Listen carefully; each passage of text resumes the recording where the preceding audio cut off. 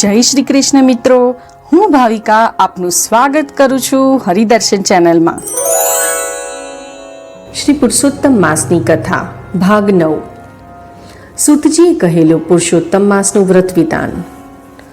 સૌનક મુનિએ પુરાણીને પૂછ્યું, હે મહામુનિ, પુરુષોત્તમ માસના વ્રત વિશેના શા નિયમો પાળવાના હોય છે તે જાણવા અમે ઉત્સુક છીએ. સુત પુરાણી કહેવા લાગ્યા, હે પ્રિય મુનિ, તમે સૌ જે વિષયમાં જાણવા ઈચ્છો છો તે વિષય વિશે રાજા દ્રઢધનવાએ વાલ્મીકી મુનિને પ્રશ્ન કર્યો હતો.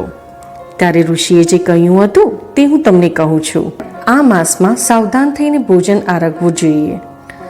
ઘી, ખાંડ, ચોખા, ઘઉં, મગ, જવ અને ધોળા અનાજ વગેરે ખાવા જોઈએ. તલ, વટાણા, કંદમૂળ સિંધવની સાથે લેવાય છે. દહીં, દૂધ, કેળા, કાકડી, ફણસ, કેરી વગેરે આરોગ્યદાયક છે. તળાયા વિનાના પદાર્થો તેમાં લઈ શકાય. હરડે, જીરું, સૂંઠ, સોપારી, આંબલી અને ગોળ તથા સાત્વિક ખોરાક લેવાથી તમોગુણ દબાઈ જાય છે. હે રાજન, અધિક માસનું વ્રત કરી કેવા પદાર્થોનો ભોજનમાંથી ત્યાગ કરવો હવે તે સાંભળો. રઈ અને તેલી પદાર્થો, પારકાના ઘરનું ભોજન ન કરવું જોઈએ. મનનો સંયમ કેળવવો ખાસ જરૂરી છે. મન વચન થકી બ્રહ્મચર્યનું પાલન અવશ્ય કરવું. તીર્થો સિવાયની મુસાફરી આ પવિત્ર માસ દરમિયાન ટાળવી. બને ત્યાં સુધી અધિક માસ દરમિયાન એક જ પવિત્ર ધામમાં રહેવું ઉચિત ગણાય છે. ભગવાનની આરાધના કરવાથી, અનુષ્ઠાન કરવાથી ચિત્તની એકાગ્રતા વધે છે. આ પાવન માસ દરમિયાન ઊંટડીનું દૂધ, પાવડરથી બનાવેલું દૂધ, ભેળસેળ કરી રાંધેલું દૂધ ન ખાવું. ગાય, ભેંસ કે બકરીનું દૂધ જ સ્વીકારવું. તે સાથે મસૂર જેવું અન્ન અને તાંબાના પાત્રમાં ભરી રાખેલું દૂધ ન લેવું. અધિક માસના પહેલા અઠવાડિયામાં રોજે રોજ એક વસ્તુનો ત્યાગ કરવો તે વિશે સાંભળો.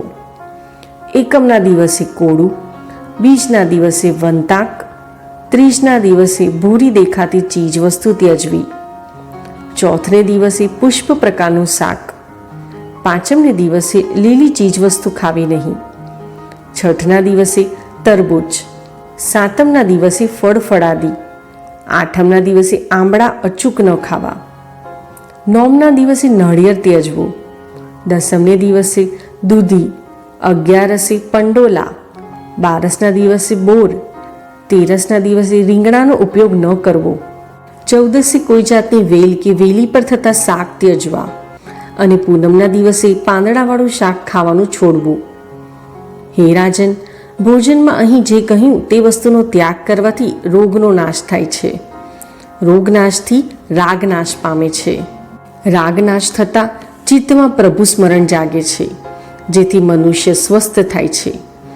જે પદાર્થોનો ત્યાગ કર્યો છે તે પદાર્થો ઉપરાંત બ્રાહ્મણને દાનમાં અપાઈ પછી જ વ્રત કરનારે તે પદાર્થોને ગ્રહણ કરવા જોઈએ.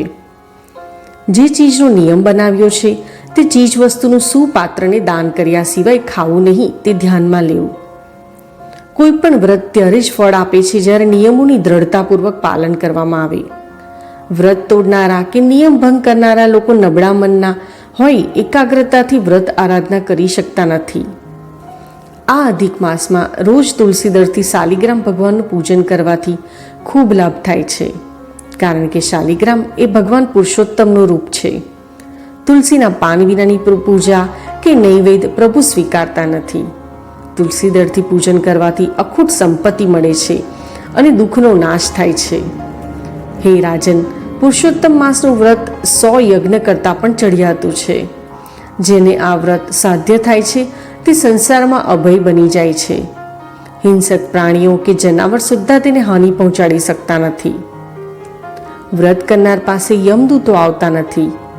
અધિક માસનું વ્રત અને દાન કરનારા લોકોનો ગોલોકમાં ભગવાન શ્રી કૃષ્ણ સાથે વાસ થાય છે.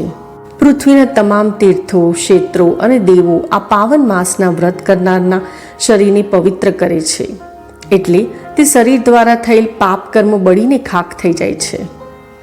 હે રાજન, આ પવિત્ર માસની મહિમાનું વર્ણન કરવાની શક્તિ શેષ નાગમાં પણ નથી.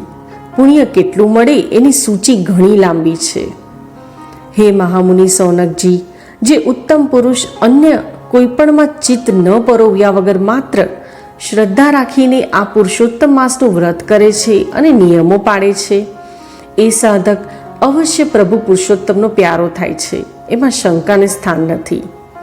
એમ કહીને સૂત પુરાણીજી શાંત થયા. શ્રી પુરુષોત્તમ ભગવાનની જય. જય શ્રી કૃષ્ણ. આશા રાખું છું મિત્રો કે આપને આ વિડીયો પસંદ આવ્યો હશે.